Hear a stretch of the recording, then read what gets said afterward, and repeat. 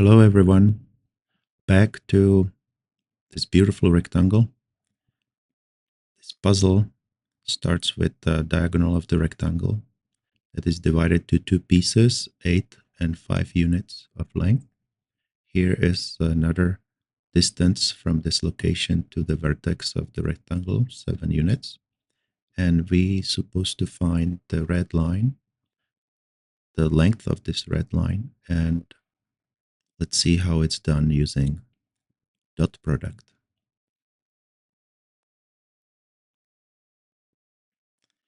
So I call it method 1, and I will guide you through the calculation. So first thing, we will select the coordinate system, and the convenient spot I think we're supposed to use is at this location here. So the x direction is along the diagonal and the y direction is perpendicular to it.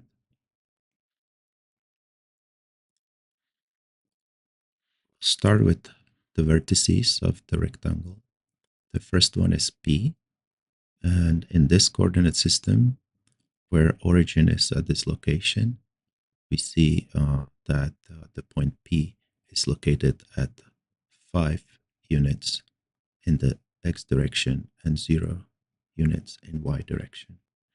Similarly, we do point Q and point R. I label just with A and B. Those coordinates are unknown. That's over here. Do you see that vertex? We just know it's 7 units from the origin, but we don't know the direction.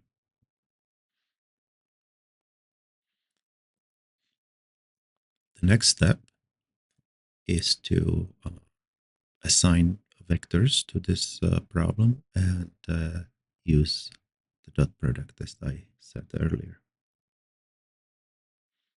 So the first vector is from Q to R. Its length is the side of the rectangle. The B is the second side, and we will use the fact that in the rectangle the sides are perpendicular to each other.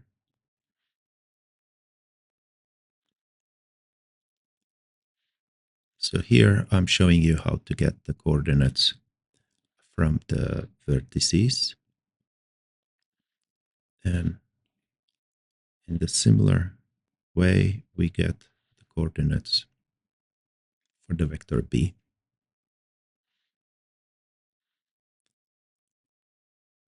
Now we'll use the fact that dot product is 0 for two vectors that are perpendicular to each other.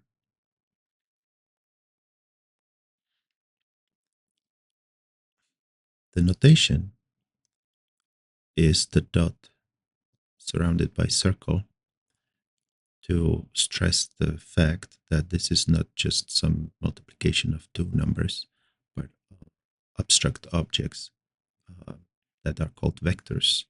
Now in our drawings, those vectors are oriented segments, but those vectors in mathematics can be very abstract objects. And when we perform what is called dot product or inner product or scalar product, uh, the, the fact that those two vectors are perpendicular, we know that this operation leads to 0.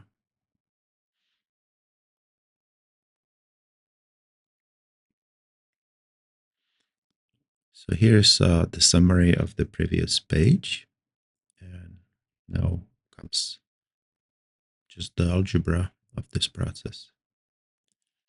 So dot product in Cartesian coordinate system has the form that we multiply the x component of vector A with the x component of vector B, and we add this with the product of the y components.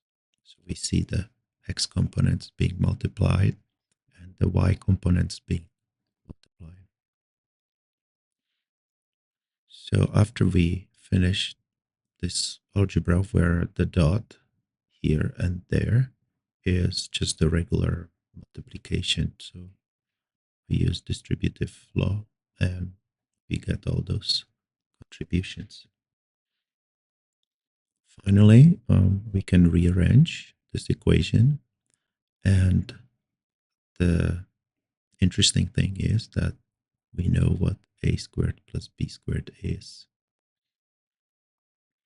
So just to be sure where that comes from, I'm showing you this diagram here where we have the length of 7 units for the hypotenuse of this right angle triangle.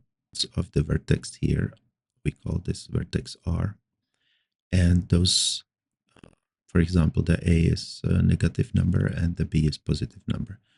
But we are using here Pythagorean theorem, and just to be sure that we are working with the geometry at this point, I'm using the positive sizes of the sides of the triangle. So using this fact, we see that a squared plus b squared is 49 minus 40. That gives us just number 9. And solving this equation leads to a equals minus 3. So we know that this side here is having length 3 units. So now we can calculate the side of this triangle and find the b. So again, back to this green equation, we are solving it here and getting plus minus square root of 40. But from the picture, we see that this is in the y direction. Don't forget the y direction goes towards the R point. So we select the positive solution. And the summary, we can box those two results. The sides of this rectangle are given by the length of vector A and the length of the vector B. So this page is to summarize our findings. Here we have those vectors A and B. And again, here's the origin. That was by choice. I hope this is one of the better choices. You can always select your origin wherever you want. And so vector C is just along the x direction. So we see the y component is 0, and it has length 5 squared plus 0 squared square root of it. So the length of this vector is exactly 5, as we see. Now, the trick to calculate the length of this red segment is to do vector addition. So we start at the origin, we add the C. Think about it as displacement. If you walk along this C, you will arrive at this vertex P, and then you would walk along this vector. Note the minus because we are walking in opposite direction of the original vector A. So we are walking down, and then we arrive at this vertex at the bottom. Now, equally, we could start at the origin and follow vector x. We would arrive at the same location. And that gives us the vector equation that I state over here, that x is covering the same displacement as if you follow c first, and then you add the minus a displacement. And so, again, if you start over here, you walk along the c, then you walk along minus a, you arrive at this vertex at the bottom. And equally, if you start again at the origin, you walk along the vector x, you arrive at the same location. That is this low equality here. And then substituting the Cartesian coordinates, we find what the x means, that over here must be 90 degrees. We'll show it by direct calculation, but it is obvious already. And here we have the length of the vector again. The length is calculated as the x component squared plus the y component squared and square root of it. And it's calculated here. So the c is pointing in x direction. X is pointing in y direction.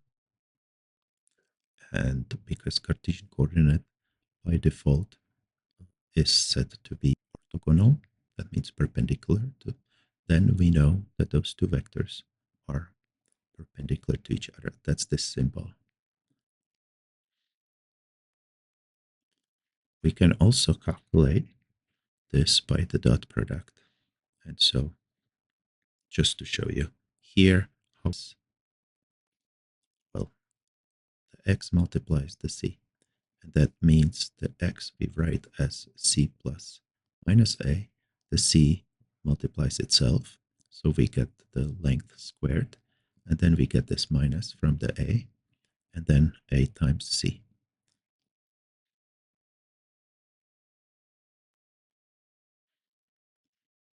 And as we expected, the dot product is 0. And that means those two vectors are perpendicular to each other.